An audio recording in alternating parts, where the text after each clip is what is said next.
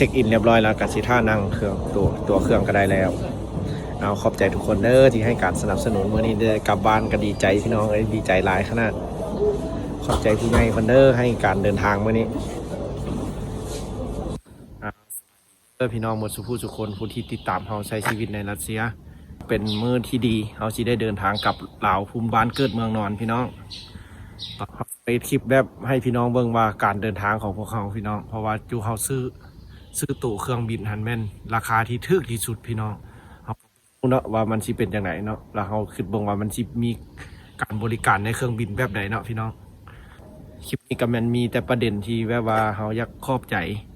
พี่น้องชาวไทยผู้ที่ติดตามเฮาแล้วก็ให้การสนับสนุนซ่องเฮารัสเซียนี่เนาะแล้วก็ขอบใจผู้ใหญ่ใจดีที่เพิ่นมีเมตตาช่วยเหลือเฮาเนาะพี่น้องเนาะมันก็อาจจะบ่มีโอกาสได้กลับบ้านปีนี้ช่วยเป็นเงินให้เฮาแล้วเฮาก็มีเงินไปซื้อปียนต์แต่กับปียนต์ที่เฮาซื้อก็แม่นถือว่าราคาที่ถูกที่สุดเฮาว่าสิมีการบริการแนวใดในเครื่องบินเนาะเพราะว่าเฮาจะเดินทางอยู่2มื้อพี่น้องส่วนสิฮอดลาวมัน2มื้อจากเมืองที่เฮาอยู่อาศัยอยู่ในเมืองจูเม่นแล้วเฮาก็จะบินไปเมืองหลวงรัสเซียกับมอสโกฮะเป็นมื้อแล้วเราก็จะเดินทางไปจีนต่อแล้วก็ไปพักอยู่จีนทัน14 ชั่วโมงแล้วก็จะเดินทางไปลาวพอดีเพราะว่า2 มื้อเขาเดินทางคือสิแบบอิดเมื่อยขนาดแหละจะเขาสิได้ไปพักอยู่ใส่นอนอยู่ใส่ก็เกือกเรืออยู่นำสนามบินแล้วพี่น้องเอ้ยเพราะว่าเขาก็บ่มีดอกอันเงินที่ไปซื้ออาหารการกินอยู่ในสนามบินเนาะเพราะว่าผู้ใดเดินทางเพิ่นก็สิฮู้เนาะเพราะว่าในสนามบินเพิ่นก็จะจ่ายเป็นแต่เงินดอลลาร์กับเงินยูโรพี่น้องเพราะว่าเพิ่นเอาแต่เงินสนิทนี้ในแต่ละประเทศเนาะฝากเป็นกำลังใจให้เฮาเด้อเฮาเมื่ออยู่ลาวเนาะพี่น้องเฮาสิเอ็ดคลิปแบบบ้านเฮาให้พี่น้องเบิ่งชีวิตหาปูหาป่าบ้านเฮาเนาะชนบทเพราะว่าเฮาก็อยู่ชนบทเมื่อลองเบิ่งสิไปเอ็ดคลิปอยู่บ้านเฮาพี่น้องเอ้ยห้องเวลาแล้วไป3 คนพี่น้องเอ้ยกลับบ้านละเด้อเอาการเดินทางของเขาสิเป็นยังไงไปท่าขึ้นแท็กซี่ไปสนามบินพี่น้องตอนนี้พี่น้องเลยตีสิลเวียกพี่น้องการเดินทางกำลังไปอัดเลยเต็มรถเลยแน่นปิก30 นาทีเอาไป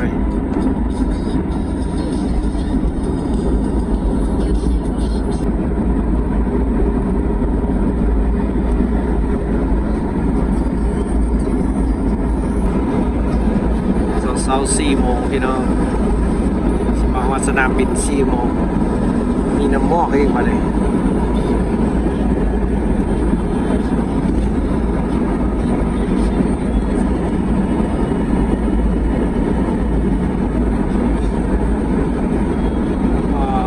น้ำมอกงามขนาดอากาศ17 องศาพี่น้องเด้อการเดินทางของพวกเราวันนี้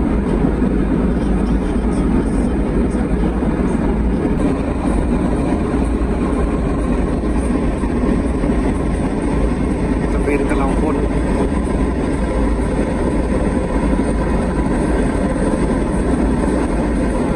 เศร้าเดินทาง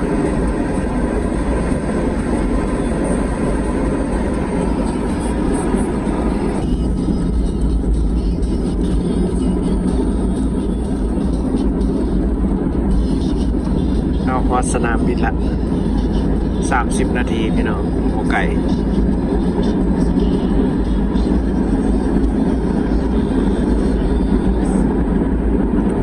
เดินทางอยู่3 ชั่วโมงเพื่อจะไปฮอดเมืองหลวง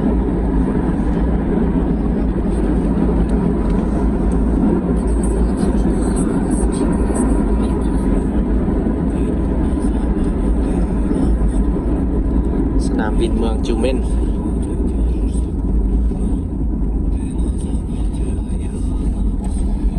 โอ้เพิ่นเข้าไปส่งในเนาะ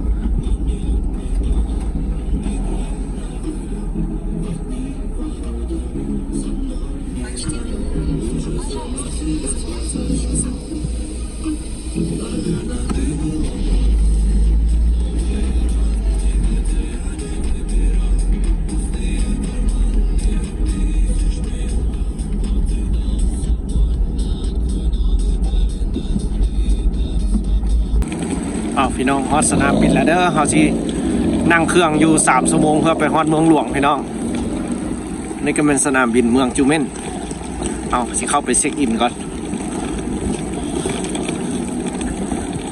เอาขอบใจทุกคนที่ติดตามให้กำลังใจเราเด้อใช้ชีวิตในรัสเซียพี่น้องคนบ้านทันกสิจานเที่ยวเดียวกันมือจักพี่น้องเลย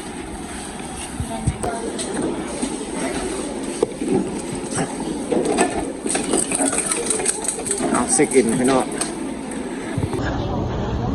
แปลวปี้พี่น้องวันนี้นะชิไปต่อเครื่องเอาปี้สนามบินกับผู้ใหญ่พี่น้องเนาะแต่คนหลายได้บริการขั้นหลายพี่น้องคนออกไปในเมืองหลวงหลาย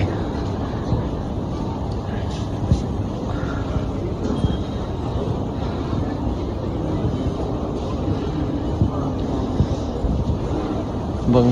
เลือกเบิ่งตั๋วเครื่องจากของเขาจักโมง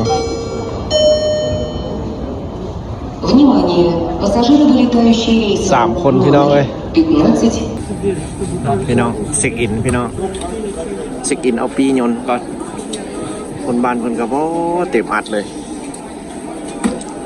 ของเรามี3 คนของเราพี่น้องเพื่อจะไปมอสโก3 ชั่วโมงการเดินทางจากเมืองจูเม่นหาเมืองหลวงรัสเซียแล้วก็ต่อเมืองหลวงไปจีนแล้วก็ไปลาวพี่น้องเป็น2 มื้อช่วงเขาจีฮอดลาวเอาได้ตัวเครื่องแล้วพี่น้องบ่มีปัญหาอย่างเป็นรอท่าขึ้นจูเม่นมอสโกวาเอาขอบใจทุกคนเด้อติดตามและให้กำลังใจเขาพี่น้องเอ้ยดีใจได้กลับบ้านนี่นะ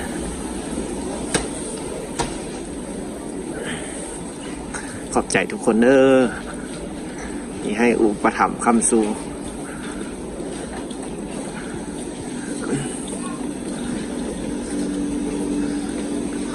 สิเป็นนอนอดข้าวอดน้ำอยู่ใส่พวกนี้พี่น้องเอ้ยบัดนี้นะเอาให้เดินทางปลอดภัยฮอดลาวของต้องห้ามขึ้นเครื่องพี่น้องตอนนี้ก็อยู่ในสนามบินแล้วเช็คอินเรียบร้อยแล้วกับสิท่านั่งเครื่องตัวเครื่องก็ได้แล้วเอาขอบใจทุกคนเด้อที่ให้การสนับสนุนวันนี้ได้กลับบ้านก็ดีใจพี่น้องเลยดีใจหลายขนาดขอบใจผู้ใหญ่คนเด้อให้การเดินทางวันนี้เดินทางกับน้องสายเจ้าของตลาดสดรัสเซียรัสเซียเข้ามาไหนนะพี่น้องสลอเครื่องละบันนี้ท่าเครื่อง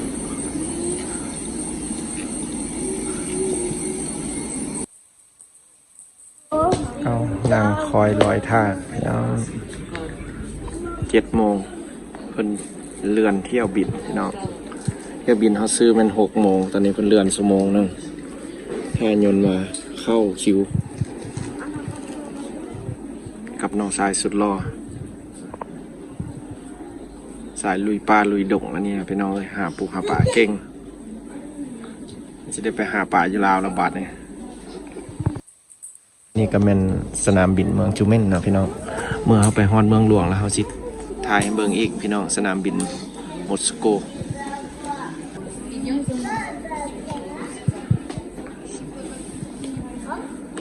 มีกาแฟมีตู้น้ำเขาใช้เงินรัสเซียซื้อพี่น้องอยู่นี่เอาใช้เงินรัสเซียซื้อก็ได้อยู่ไหน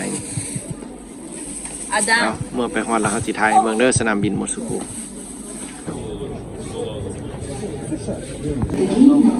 เปลี่ยนเที่ยวบินพี่น้องเอ้ยจนสวยละตอนนี้จน9 โมงละเนาะไปเดินทางพี่น้องเลยเกือบตกเครื่อง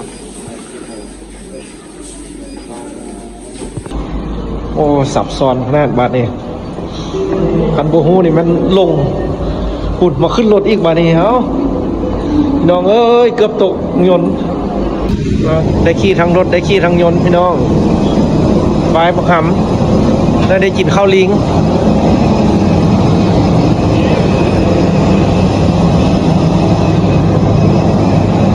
เอาพี่น้องเลยเดินทางก็เด้อบ้านนี้จะไปเมืองหลวงยังบ่ฮอดพี่น้องเลยมันเปลี่ยนเที่ยวบินเกือบตกเครื่อง Это оборудовано детекторами дыма. Дайте нам, Благодарим Папино. за внимание.เบอร์12เอานั่งเครื่องอีกประมาณ3ชั่วโมงพี่น้อง3ชั่วโมงเต็มเลยเพื่อจะไปฮอด Good morning, ladies and มอสโก gentlemen. Welcome on board พอฮอดมอสโกแล้วเราก็จะไปต่อไปจีนเนาะพี่น้อง our flight at เอาขอบใจทุกคนเด้อที่ติดตามมาจนฮอด 69 is from Kunming to เวลานี้ Moscow, Sharaminska.